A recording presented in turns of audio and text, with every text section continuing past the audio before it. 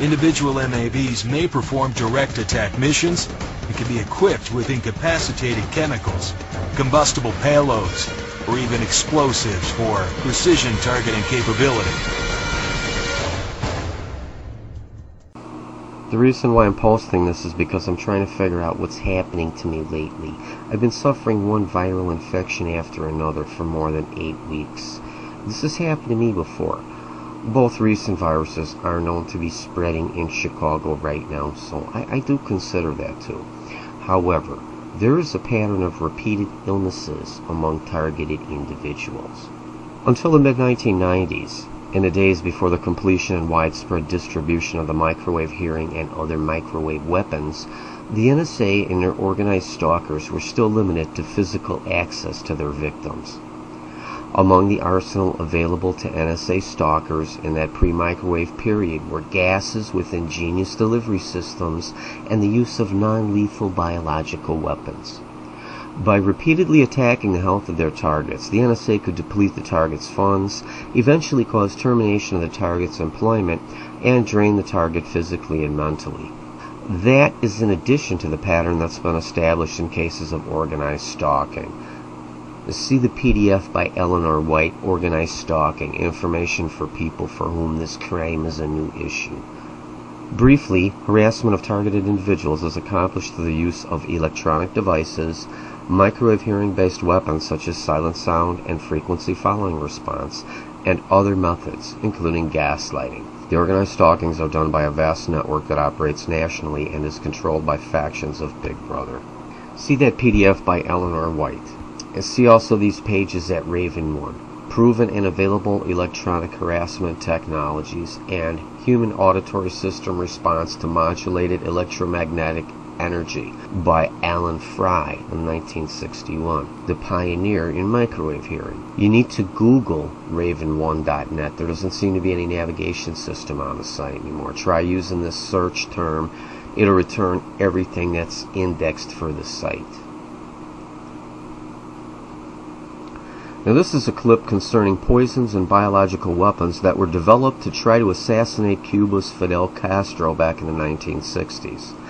This clip reveals a little of what sort of weapons were being pursued in the 60s. So began one of the most bizarre chapters in the history of the CIA's involvement with organized crime.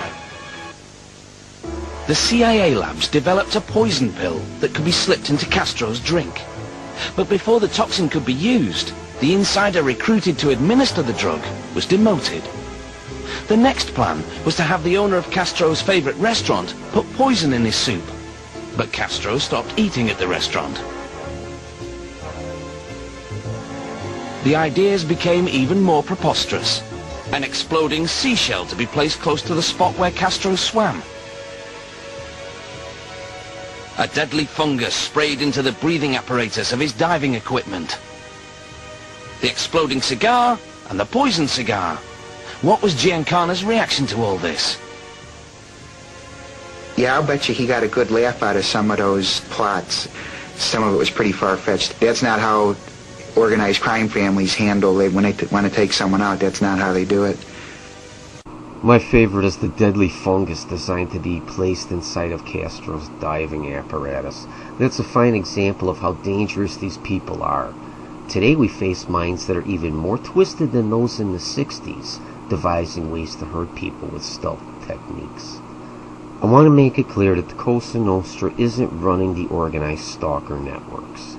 Big Brother is running it. And some factions of the Cosa Nostra are most likely being targeted, because that was in the Communist New World Order plans that I was given. Only the Cosa Nostra can find the answer to whether or not some of their members have been secretly participating in the NWO plots involving the devil worshippers and the microwave weapons. In clearer terms, I suspect that some Cosa Nostra families and other members of the general mob are being targeted with the microwave-based behavior modification weapons, silent sound, and frequency following response. I suspect that because it was planned, and because there is some evidence to support it. Unfortunately, I have to keep that evidence private. So I think a more pressing question that the Cosa Nostra will have is, is somebody actually attacking them with these technologies. The point of that clip is to show that the use of non-lethal biological agents is far more than likely. I have to call it a theory.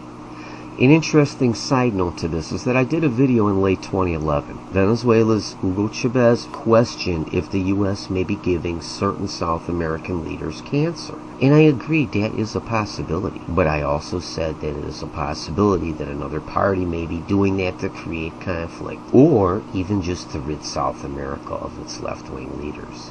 Now I've got a couple clips here of some of the micro UAVs and Borg insects and fake insects that are around. These are just clips taken from videos on YouTube. Micro air vehicles, or MAVs, will play an important role in future warfare. The urban battlefield calls for tools to increase the warfighter's situational awareness and capacity to engage rapidly, precisely, and with minimal collateral damage. MAVs will be integrated into future Air Force layered sensing systems. These systems may be airdropped or hand-launched depending on the mission requirements.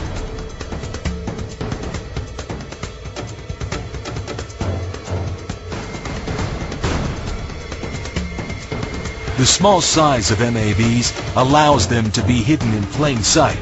Once in place, an MAV can enter a low-powered extended surveillance mode for missions lasting days or weeks.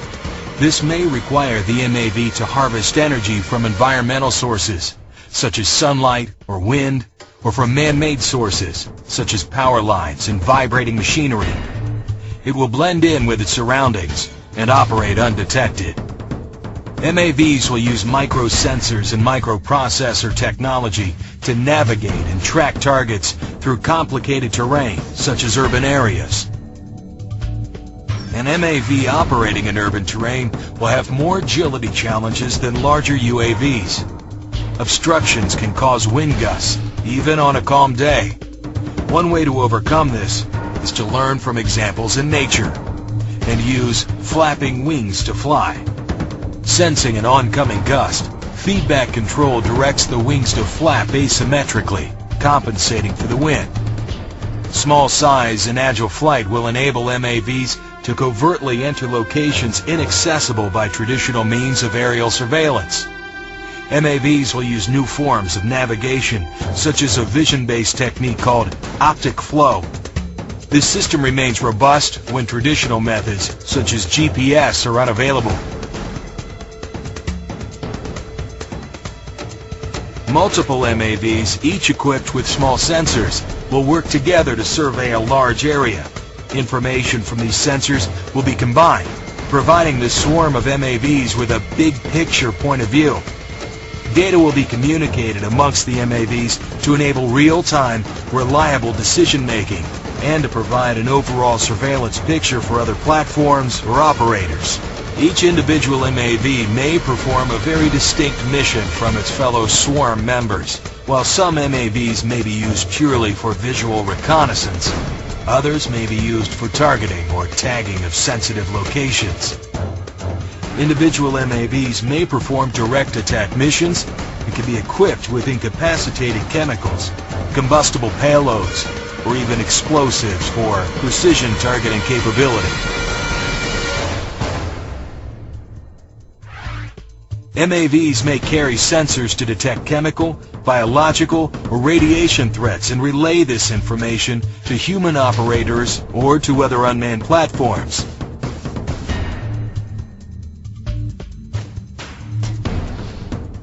Like their biological inspiration, MAVs are not limited to flight.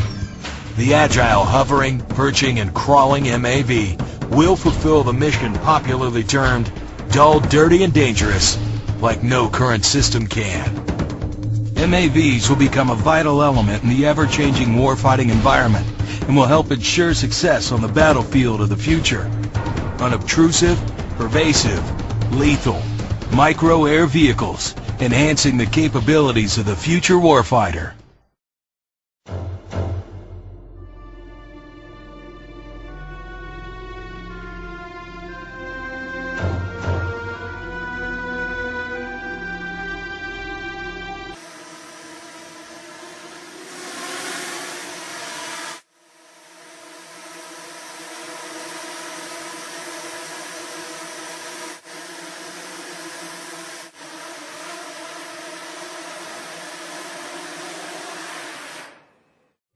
we developed a method to transition between formations in 3D.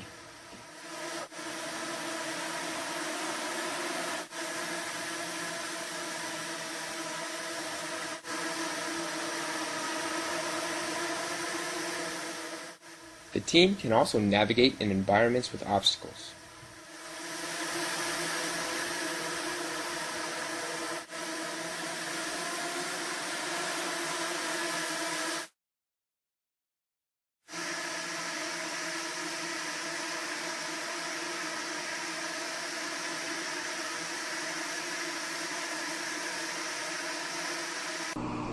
As for the pattern of illnesses among victims, aside from the pattern that has been established by activists working to stop organized stalking, I have a prime example from among my personal friends. One of my friends, YouTube's BD314, is a known enemy of NSA Michael Aquino. It stems from the days when Aquino was stationed in St. Louis. Finding a little girl's body in her alley outraged his father. Recently, BD314's entire family has suffered repeated illnesses one after another at times. Now, I went through the same problem in 94 and 95 when I lived in River Grove, and actually a little earlier than that, going all the way back to 92. As I said earlier, during the pre-microwave weapon stalking era, stalkers still required physical access to their targets. Today, NSA stalkers don't require physical access to their targets. It has been that way for over 15 years. It is my theory that our NWO traders have created mechanical insects that can deliver biological agents to their targets. Individual MABs may perform direct attack missions and can be equipped with incapacitated chemicals, combustible payloads, or even explosives for precision targeting capability. I have felt something bite me or sting me several times preceding these multiple viral infections, which have been ongoing for over 8 weeks already. From now on, I'm keeping a log when I feel something bite me, the date and the time. Now, I've been awakened at night by bites too. I do consider that I got a lot of spiders, centipedes, and gnats here in my basement crib. It's a finished basement, but there's just no keeping these crawling insects out of the building. It's my theory, because it's in the plans I was given, and given what we know, it is more than likely that such weapons have been developed and are already in use.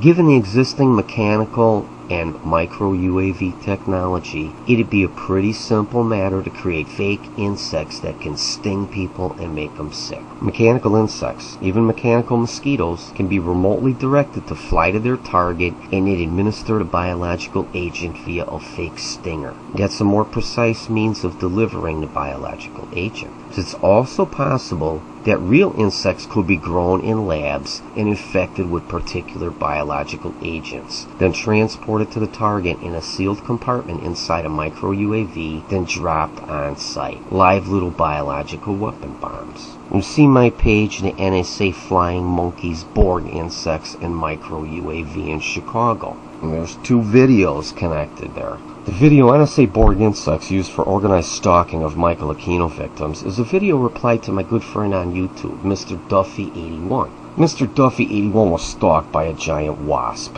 That was more than likely one of the NSA's robotic insects. Watch Mr. Duffy81's video, Robotic Insect Drone. Like my other friend BD314, Mr. Duffy81 also has a connection to NSA devil worshipper Michael Aquino. An unwilling connection. His stepfather is one of Aquino's buddies today. The video, NSA Micro UAV and Organized Stalkers, is dedicated to my good friend on YouTube, BD314, and to everyone else who's being stalked with these airborne devices. Now, given that my friend in St. Louis is being stalked by airborne drones, and his household has suffered repeated illnesses one after another, I think it's a reasonable theory that some sort of remote devices may be in use that can cause illnesses. And as I said, there has already been a pattern established in organized stalking. So now I add non-lethal biological weapons to the list of possible weapons on board mechanical insects. More NSA Flying Monkey Stalkers. I think NSA Flying Monkey Stalkers would make a catchy title in Mandarin. By the way, I've been allowing Beidou to crawl my sites. So far their bots are being polite. Previously, I've theorized that some of the micro-UAVs are equipped with microwave hearing weapons, making the application of silent sound and frequency following response possible by these miniature stalker tools, which I have dubbed NSA flying monkey stalkers. Microwaves penetrate brick walls. An open line of sight is not required. Pretty much no one is safe unless they have some sort of special shielding capable of blocking all the microwave frequencies used. Der Smartbird kann aus eigener Kraft starten, fliegen und landen. Muss nun auch outdoor überzeugend umgesetzt werden. Noch nie ist der Smartbird im Freien gestartet und geflogen. Souverän und sicher startet er. Er fliegt durch die Luft und erreicht eine beeindruckende Höhe. Die Steuerung funktioniert exakt. Es el Smartbird, el último invento de una multinacional de la robótica. Sus creadores lo definen como un modelo de vuelo ultraligero y de agilidad extrema. Para crear este pájaro biónico se han basado en la gaviota y han conseguido descifrar el movimiento exacto, o eso dicen, del vuelo de los pájaros. El robot pesa medio kilo y vuela gracias a una batería de litio. Es capaz de despegar, volar y aterrizar de forma autónoma. Es un poco más grande que una gaviota de verdad, pero de lejos parece un pájaro de verdad.